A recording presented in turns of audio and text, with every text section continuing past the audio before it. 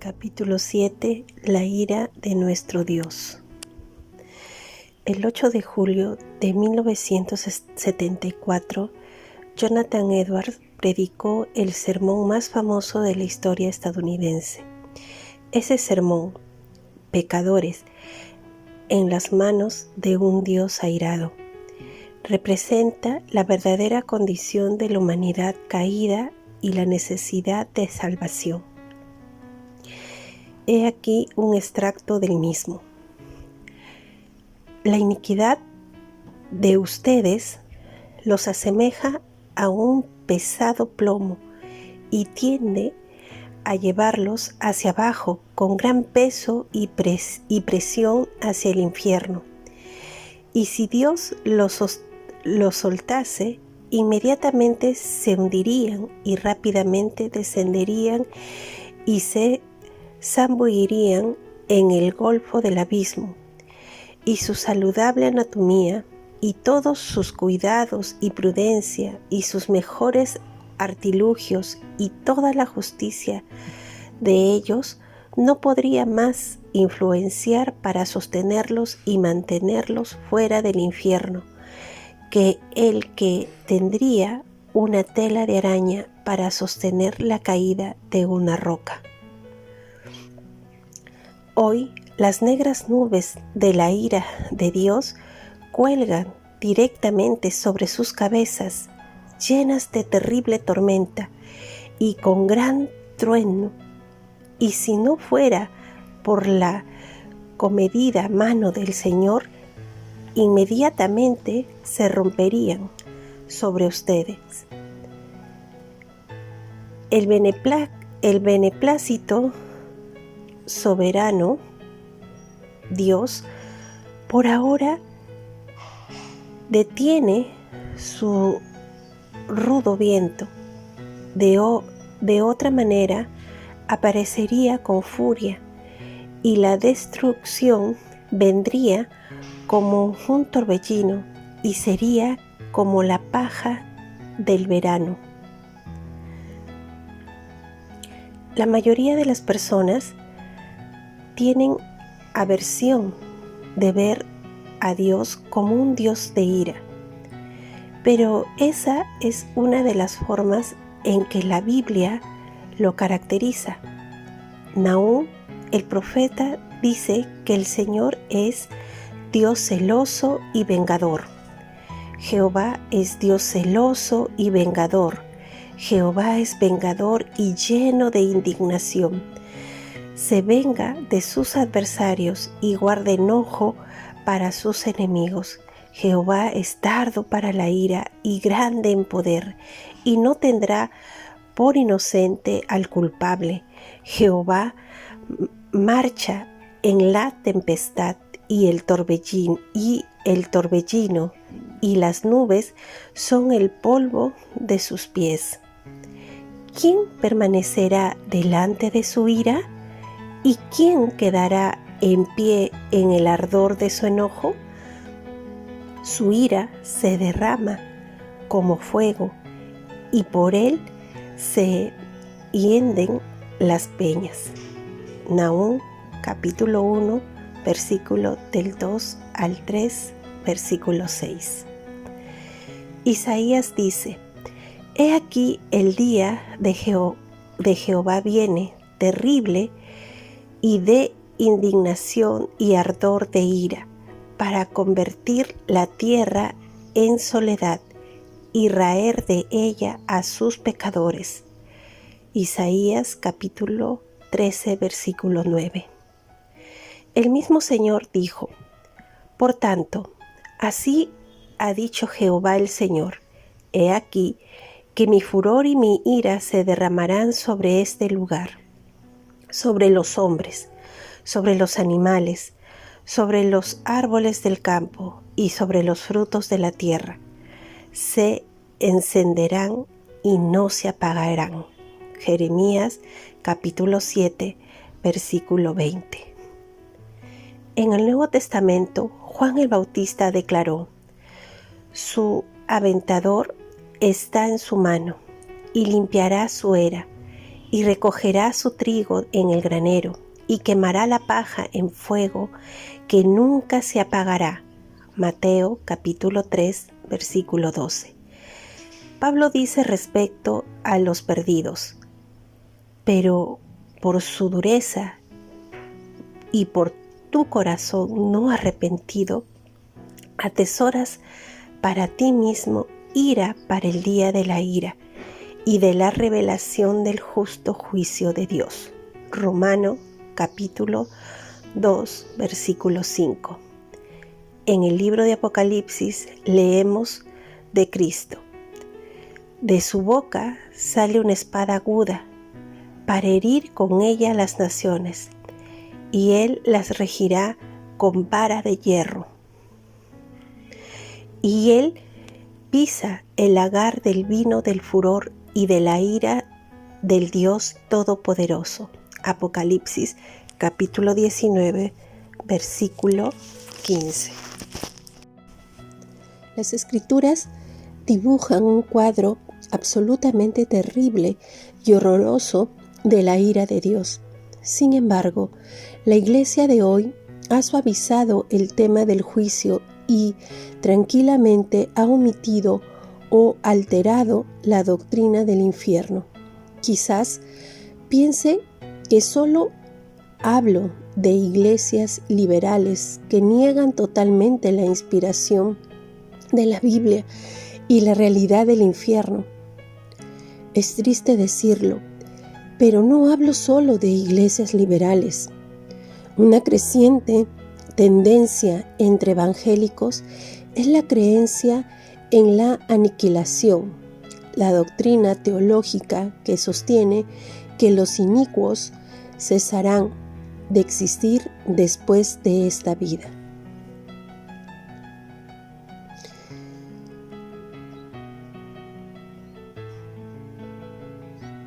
Esa doctrina es contraria a la enseñanza bíblica del tormento eterno y consciente en el infierno.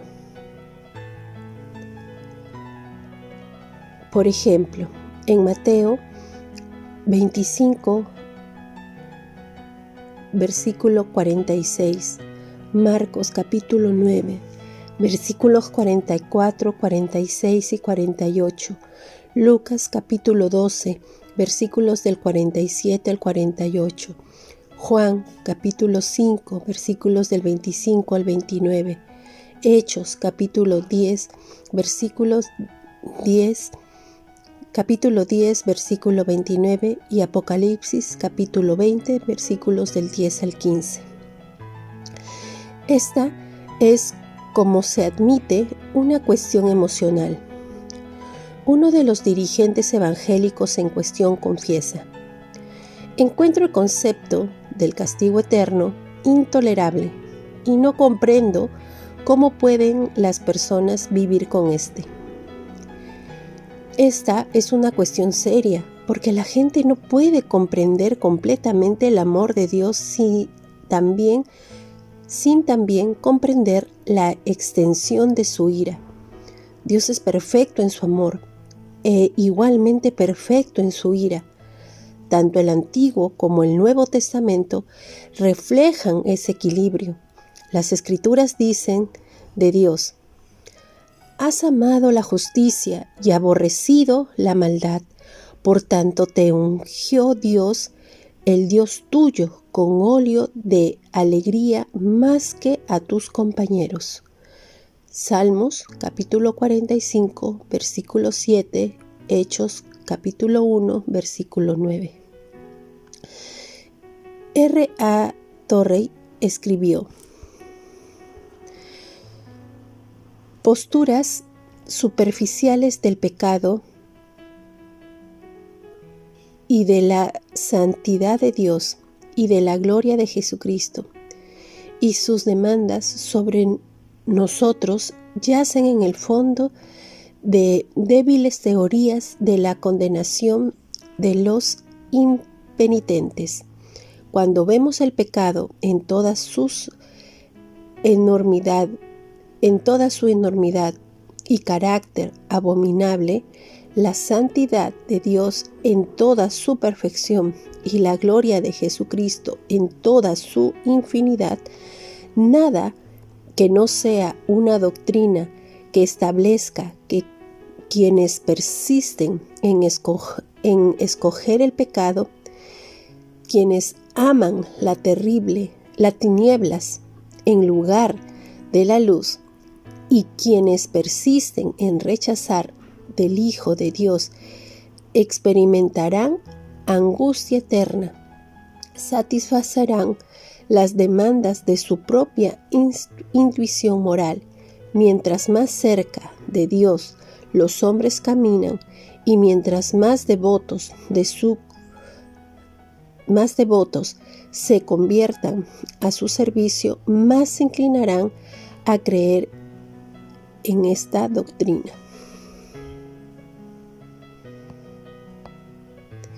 La pureza de la ira de Dios. La ira de Dios no es como la ira humana, que aparece con mayor frecuencia cuando nos enfadamos, nos ofendemos y nuestro orgullo se atraviesa en el camino. Esa es una reflexión del corazón perverso del hombre. Incluso cuando nos enojamos respecto de cosas correctas, nuestra propia pecaminosidad generalmente corrompe nuestra ira. Es por eso que no debemos imponer nuestro concepto de ira a Dios. La ira de Dios es pura y sin mancha de pecado. La ira de Dios también es pura porque está relacionada con su justicia. ¿Recuerda lo que pasó con Acán? Dios dijo a los israelitas que no sustrajeran nada de Jericó, pero Acán desobedeció y escondió algunas cosas robadas debajo de su tienda. Josué, al descubrir que Acán era culpable, le dijo: «Hijo mío, da gloria a Jehová, el Dios de Israel, y dale alabanza, y declárame ahora lo que has hecho. No me lo escondas». Josué capítulo 7, versículo 19. ¿Por qué dijo Josué eso? ¿Acaso iba a sacar a Acán del problema si confesaba? No. Estaba diciendo: antes de que recibas tu merecido juicio de Dios, confiesa tu pecado y admite que eres culpable. Confiesa que la reacción de Dios hacia tu pecado es justa. ¿Cuál fue el juicio de Dios? A Acán y a su familia, que de alguna manera debió haber participado en el acto, los condenó a muerte. Dios nunca se equivoca en el ejercicio de su ira. Él no coge arrebatos de ira momentánea. Cuando está airado, es la correcta expresión de su santidad y su justicia. La revelación de la ira de Dios. Pablo escribió: «Porque la ira de Dios se revela desde el cielo contra toda impiedad e injusticia de los hombres que detienen con injusticia la verdad». Romanos capítulo 1, versículo 18. Una traducción literal sería que la ira de Dios se revela constantemente. Dios está siempre revelando su ira. Ha estado visible a través de la historia de la humanidad. Para comenzar, Dios reveló su ira en el huerto del Edén. Cuando Adán y Eva pecaron, se los echó del paraíso. La tierra fue maldita y la muerte se convirtió en una terrible realidad. Esa fue una enfática lección para el mundo, que Dios odia el pecado. También vemos la manifestación de la ira de Dios en el diluvio, acerca del cual dijo: «Raeré de sobre la faz de la tierra a los hombres que he creado, desde el hombre hasta la bestia, y hasta el reptil y las aves del cielo, pues me arrepiento de haberlos hecho. Génesis capítulo 6, versículo 7. Dios demostró su ira también en situaciones tales como la destrucción de Sodoma y Gomorra, la maldición de la ley sobre todo transgresor y la institución del sistema levítico. Quizá la demostración más grande de la ira de Dios fue los sufrimientos y la crucifixión de Cristo. Él odia también el pecado, que derramó su ira en su propio Hijo amado cuando llevó nuestras iniquidades. Quizás esté pensando, al parecer, sin embargo, hay muchas personas que pecan y no les pasa nada. ¿Acaso se revela la ira de Dios en contra de ellos? A la postre se revelará. Jonathan Edwards ilustra esa verdad así. La ira de Dios es como mucha cantidad de agua embalsada por un dique. Con el tiempo aumenta más y más, hasta que finalmente se le da un desahogo. Y mientras más dure la retención del líquido, más rápido y poderoso es el torrente una vez que se lo libera.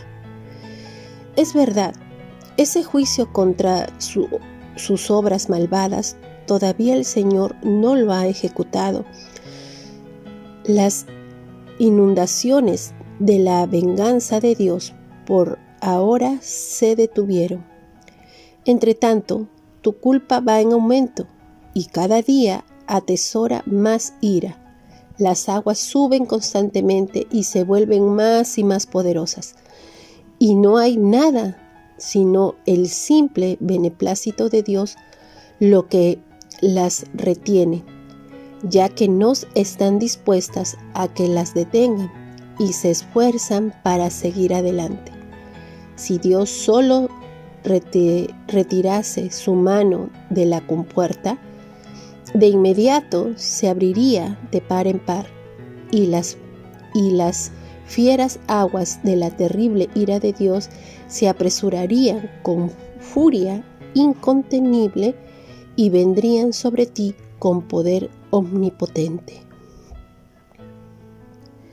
Dios puede escoger detener su ira por un tiempo, pero a la postre la descargará con gran furia. Pablo explicó que los pecadores acumulan ira que un día chocarán violentamente contra ellos. Romanos capítulo 2, versículo 5. David usó otra analogía para describir cómo Dios contiene su ira. Si no se arrepienten, Él afilará su espada armado, tiene ya su arco y lo ha preparado.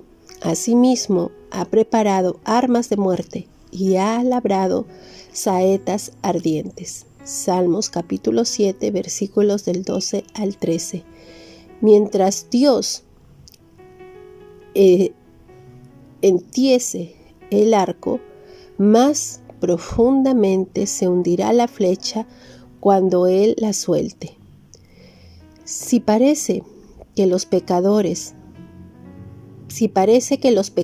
de los seres humanos pasan desapercibidos, puede ser que Dios esté almacenando las aguas de su ira y afilando su espada. Él arregla todas las cuentas a su tiempo y de una manera perfecta.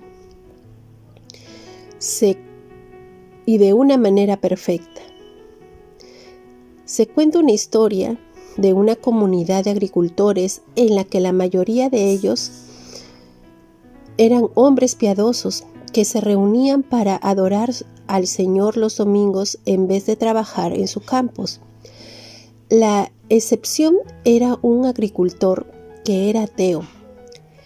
Se consideraba a sí mismo un libre pensador y con frecuencia ridiculizaba a sus vecinos diciendo: las manos que trabajan son mejores que las manos que oran.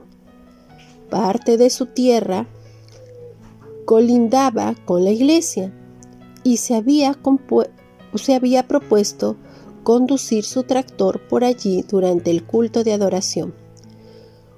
Cuando un año su finca produjo más que nadie en el condado, entregó una larga carta al editor del periódico local, vanagloriándose de lo que un hombre puede hacer por sí solo sin Dios. El editor publicó la carta de aquel labrador y añadió este contundente comentario: Dios no arregla todas sus cuentas en octubre. La naturaleza personal de la ira de Dios. Dios revela su ira desde el cielo a través de su implicación personal. Él no es una fuerza cósmica que hizo leyes morales y físicas y después dejó que siguiesen su rumbo. Su ira no es un juicio automático ejecutado por una computadora celestial anónima. La Biblia muestra que dentro de su corazón hay una inmensa reacción personal contra el pecado. Algunos de los vocablos hebreos que se usan en el Antiguo Testamento ponen de manifiesto la realidad de la santa reacción de Dios contra el pecado. El vocablo charak, por ejemplo, significa volverse caliente, arder de furia. La ira de Dios se encendió contra Israel por involucrarse en ritos paganos inmorales. Números capítulo 25, versículo 3. Dios mandó a Moisés a ejecutar a todos los dirigentes implicados para que el ardor de su ira se apagase del pueblo. Otro vocablo que se utiliza en el Antiguo Testamento es charón y se refiere a una ira feroz, ardiente. La ira de Dios ardió contra los israelitas porque ellos rápidamente se apartaron de sus mandamientos y adoraron al becerro de oro. Éxodo capítulo 32, verso 12. También encontramos el término gatsaf, que significa ser amargo. Debido a su intenso amor por Israel, Dios usó a naciones gentiles para castigarla. Al mismo tiempo, sin embargo, estaba airado porque esas naciones querían aniquilar a Israel, porque tenían una motivación errónea contra el pueblo de Dios. Ellas mismas se convirtieron en objeto de su ira. Zacarías capítulo 1, versículo 15. Shema se refiere a un veneno y frecuentemente se asocia con el celo. Dios dice a Israel: y yo te juzgaré por las leyes de las adúlteras y de los que derraman sangre, y traeré sobre ti sangre de ira y de celos. Ezequiel capítulo 16, verso 38. Debido a que las naciones se habían prostituido con las naciones paganas vecinas, la ira de Dios permanecería sobre ella hasta que aprendiera a no violar el amor de su esposo divino, es decir, Dios. El vocablo Sam también nos habla de la reacción santa de Dios contra el pecado. Describe a alguien que está furioso. David escribió: Dios es juez justo y Dios está airado contra el impío todos los días. Salmos capítulo 7, verso 11. La traducción de la Reina Valera del 60 es enfática. Dios está airado contra el impío todos los días. En el Nuevo Testamento Pablo escribió: pero la ira y el enojo a los que son contenciosos y no obedecen a la verdad sino que obedecen a la injusticia, tribulación y angustia sobre todo ser humano que hace lo malo, al judío primeramente y también al griego. Romanos capítulo 2, versículos del 8 al 9. La raíz del vocablo griego, que se traduce como ira, significa ira apurada o respirar violentamente. Se le ha usado desde los tiempos de Homero para referirse a la ira que inflama por dentro a una persona. Se utiliza en la Biblia para descubrir el deseo de Faraón de matar a Moisés, la furia de la multitud enardecida que quería despeñar a Jesús y el alboroto en Éfeso. Asimismo, la ira de Dios rompe como un fuego consumidor en contra de quienes se oponen al señorío de Cristo. La palabra griega que se traduce como indignación sugiere un estado de furia febril. En ese instante, la misericordia y la gloria han terminado. La tolerancia de Dios irrumpe en un despliegue de ira desbordante, furiosa y final. La traducción de tribulación sugiere poner presión en algo o en alguien. Específicamente se refiere a una aflicción que resulta en sufrimiento, tales como los sufrimientos de Cristo y la devastadora persecución que sufrió la iglesia primitiva. El término que se traduce como angustia literalmente significa estrecho y tiene que ver con la estrechez o confinamiento de un lugar. Ese confinamiento produce malestar indescriptible y se refiere a la clase de angustia que el malvado experimentará en el infierno. El Nuevo Testamento describe el infierno como un castigo eterno, un fuego eterno, un horno de fuego, un lago de fuego, fuego y azufre, un fuego que nunca se apaga y un lugar de sufrimiento. El objeto de la ira de Dios. Pablo dice: porque la ira de Dios se revela desde el cielo contra toda impiedad e injusticia de los hombres que detienen con injusticia la verdad. Romanos capítulo 1, versículo 18. Su ira es contra el pecado. No es una furia incontrolada ni irracional como la de un delincuente que podría tomar venganza contra la persona más cercana, sino que discrimina y cuidadosamente apunta la impiedad y a la injusticia. La impiedad es el resultado de lo que ocurre cuando la relación de una persona con Dios se rompe. La ira de Dios es en contra de quienes no están correctamente relacionados con Él. La impiedad de los inconversos se evidencia por su irreverencia contra Dios, su falta de devoción, de adoración y de honor se conduce a la idolatría. La injusticia también afecta la relación entre las personas. Si no está correctamente relacionado con Dios y por lo tanto deja de reverenciarlo, su relación con todos los que están a su alrededor tampoco será correcta. El pecado, en primer lugar, ataca la majestad de Dios y su ley, y luego ataca a otros.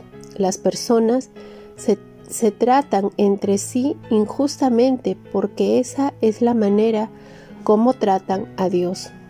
Al no estar correctamente relacionados con Dios, la relación y la transacción de una persona se corrompe. La La impiedad conduce a la injusticia. La falta de honrar las leyes de Dios conduce a maltratar a los semejantes. Sabemos que Dios odia el pecado.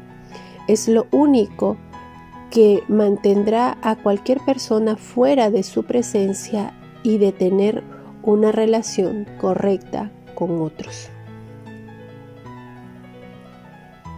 La razón de la ira de Dios. Hay muchas razones de la manifestación de la ira de Dios, pero centrémonos solo en una, que es el pecado de rechazar la revelación de Dios de sí mismo en la creación. Pablo escribió que a pesar de que todo ser viviente es consciente de la existencia de Dios, su actitud es negativa, pues habiendo conocido a Dios, no lo glorificaron como a Dios, ni le dieron gracias, sino que se envanecieron en sus razonamientos y su necio corazón fue entenebrecido. Romanos capítulo 1, versículo 21.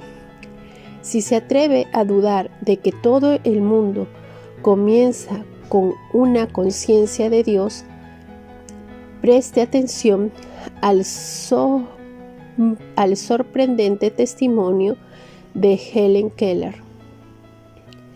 Cuando Helen era una niña, una enfermedad la privó de la posibilidad de ver, oír y hablar. Mediante el incansable esfuerzo de su tutora, Anna Sullivan, Helen aprendió a comunicarse a través del tacto y después también a hablar. Cuando la señora Sullivan por primera vez intentó hablar con Helen sobre Dios, ésta respondió que ya sabía acerca de él, solo que no conocía su nombre.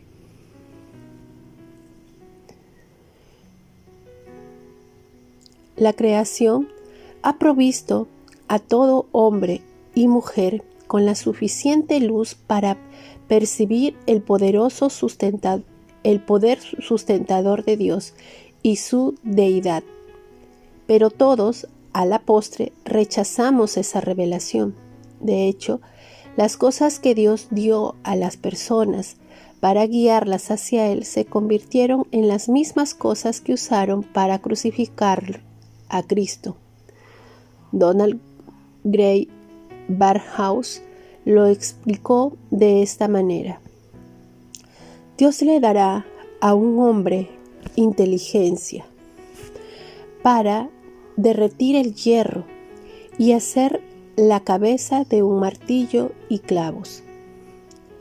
Dios hará crecer un árbol y le dará fortaleza a un hombre para talarlo e inteligencia para hacer el mango del martillo de dicho árbol.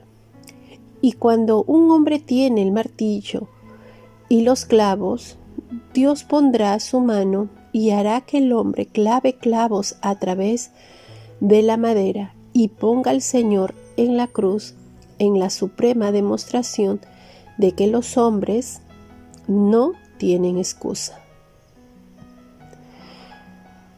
En lugar de responder a Dios, las personas se oponen a Él. Concretamente, ¿qué acusación se le hace a la humanidad por el crimen de rechazar a Dios? Pues, habiendo conocido a Dios, no le glorificó como a Dios, ni le dieron gracias, sino que se envanecieron en sus razonamientos y su necio corazón fue entrenebrecido. Versículo 21. El peor crimen jamás cometido en el universo es el de dejar de otorgarle a Dios la gloria y el mérito por ser quien es. Pero esa es la esencia del hombre, de hombres y mujeres caídos. Cuando las personas rehúsan reconocer los atributos divinos de Dios y que solo Él es digno de exaltación, honor, adoración y alabanza, han cometido la más terrible afrenta. El Catecismo abreviado de Westminster, lo expresa elocuentemente. El fin principal de la humanidad es glorificar a Dios y disfrutar de Él por la eternidad. Veamos Salmos 148 y Primera de Corintios 10:31. Pero glorificarlo es precisamente lo que los pecadores, tanto hombres como mujeres, por naturaleza, no harán.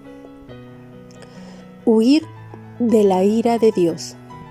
El apóstol Pablo escribió: por cuanto todos pecaron y están destituidos de la gloria de Dios. Romanos 3:23. Es así como describir a toda la raza humana fuera la regeneración. Las personas rehúsan honrar a Dios y darle gracias por todo lo que ha provisto. En cambio, se inclinan a dar el mérito a su propio poder e ingenio. Deuteronomio capítulo 8 versículos del 10 al 18. Precisamente eso fue lo que ocurrió con el rey de Babilonia. Nabucodonosor fue uno de los más grandes monarcas de la historia del mundo, pero como rey era un poderoso imperio se volvió orgulloso y se constituyó a sí mismo como Dios. Hizo construir una estatua de 30 metros de una persona en oro y obligó al pueblo a postrarse y adorarla. Daniel capítulo 3 versículo 5. Así era la fuerza del ego de Nabucodonosor. Sin embargo, el rey posteriormente dio testimonio de que Dios quebrantó su orgullo, lo humilló y volvió su corazón hacia él en fe. Todo eso comenzó cuando el rey tuvo un sueño. Con sus propias palabras dice lo que ocurrió. Yo, Nabucodonosor, estaba tranquilo en mi cama y floreciente en mi palacio. Vi un sueño que me espantó y tendido en cama, las imaginaciones y visiones de mi cabeza me turbaron. Daniel capítulo 4 versículos del 4 al 5. El vocablo arameo que se traduce como tranquilo significa que el rey estaba libre de aprensión y temor. En ese tiempo su reino no tenía problemas internos importantes y tampoco de oposición externa. Estaba prosperando, floreciente. Significa que su vida estaba literalmente creciendo verde. El sueño, sin embargo, le produjo pánico, obligándolo a salir de su aparente tranquilidad. El temor le hizo pedir ayuda y llamó a los sabios del reino para que le interpretasen el sueño, pero no fueron capaces de hacerlo. Por fin Daniel, un piadoso judío del cautiverio que se alzó a la prominencia en la administración de Nabucodonosor, apareció delante del rey y le habló respetuosamente: Señor mío, el sueño sea para tus enemigos y su interpretación para los que mal te quieren. Versos 19. ¿Cuál era el significado del sueño? Que a Nabucodonosor lo humillarían durante 7 años, se volvería loco y actuaría como un animal, pero no moriría. Después de 7 años recobraría su trono, pero solo después de saber que todo reino pertenece a Dios, el soberano de todo. Todo aquel que gobierna lo hace solo porque Dios lo ha ordenado. Romanos capítulo 13, versículo 1. Después de interpretar el sueño, Daniel dijo: Por lo tanto, rey, acepta mi consejo. Tus pecados redime con justicia, y tus iniquidades haciendo misericordias para con los oprimidos, pues tal vez será eso una prolongación de tu tranquilidad. Versos 27. Daniel llamaba a Nabucodonosor a arrepentirse de sus pecados, a entrar en una relación correcta con Dios y a comenzar a vivir una vida de misericordia. Pero el rey rehusó hacerlo y un año después, todo ocurrió como Daniel lo había predicho. Nabucodonosor explicó lo que aprendió cuando los 7 años se cumplieron. Mas al fin del tiempo yo, Nabucodonosor, alcé mis ojos al cielo y mi razón me fue devuelta, y bendije al Altísimo, y alabé y glorifiqué al que vive para siempre, cuyo dominio es sempiterno, y su reino por todas las edades. Todos los habitantes de la tierra son considerados como nada, y Él hace según su voluntad en el ejército del cielo y en los habitantes de la tierra, y no hay quien detenga su mano y le diga: ¿qué haces? Ahora yo, Nabucodonosor, alabo, engrandezco y glorifico al Rey del cielo, porque todas sus obras son verdaderas y sus caminos justos, y Él puede humillar a los que andan con soberbia. Versos 34 al 35 y 37. ¡Wow! ¡Qué transformación! Nabucodonosor finalmente comprendió y aceptó el mensaje de Dios. En lugar de rechazarlo, lo glorificó. Como este rey, todos los perdidos necesitan comprender que Dios está extremadamente airado con ellos. Tienen que aceptar la realidad de que confrontan un juicio inevitable delante de un Dios santo, quien tiene que reaccionar frente al pecado de ellos. Y usted será como Daniel y advertirá a los perdidos a huir de la ira de Dios, como Jonathan Edwards. Que sea este su mensaje: que todo aquel que aún está fuera de Cristo y colgando sobre el abismo del infierno, ya sea hombres y mujeres de la tercera edad o edad mediana, o jóvenes o niños, escuchad ahora la voz audible de la palabra de Dios y su providencia. Despierta y huye de la ira venidera. Resumen del capítulo. Dios es un Dios de ira porque odia el pecado. Es vital que entendamos y apreciemos este atributo y no podremos comprender plenamente su amor. Resumen del capítulo. Dios es un Dios de ira porque odia el pecado. Es vital que entendamos y apreciemos este atributo o no podremos comprender plenamente su amor. Para comenzar, selecciona una pregunta. ¿Qué ocurre cuando se enoja por algo? ¿Qué hace? ¿Qué siente? ¿Qué piensa de su ira? ¿Con cuánta frecuencia atribuye su ira a su propia pecaminosidad? ¿Cuáles son algunas de las maneras en que la ira de Dios se manifiesta hoy?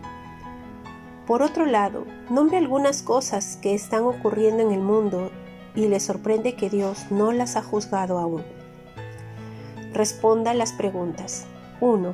Describa algo de la Biblia que dice acerca de la ira de Dios.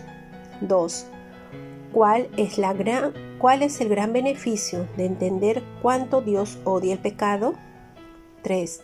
Explique en qué se diferencia la ira de Dios con la ira del hombre. 4. ¿En qué suceso ya Dios ha revelado su ira? 5. ¿Cómo describen ciertos vocablos hebreos y griegos la reacción santa de Dios hacia el pecado? 6. Según Romanos 1:18, ¿En contra de qué Dios descarga su ira? Explíquelo. 7. ¿Cuál es el peor crimen jamás cometido en el universo? ¿Cuál es el castigo? 8. ¿Qué creía Nabucodonosor de sí mismo? ¿Cómo cambió Dios su perspectiva? Enfóquese en la oración. Ore por aquellos que sabe que están sin esperanza y sin Dios en el mundo. Efesios 2:12. Pídale al Señor que le dé una gran sensibilidad para poder llegar a ellos y que lo ayude a saber qué decirles. Pídale que le dé valor para comunicarles la ira que viene sobre ellos. Vea Efesios capítulo 6 versos 19. Aplicando la verdad. Prepara una lista de inconversos que Dios ha puesto especialmente en su corazón. Comience a preparar una estrategia para poder compartir el Evangelio con ellos. Recuerde que, aunque debe comunicar la verdad del Evangelio, las maneras de hacerlo serán diferentes con cada persona.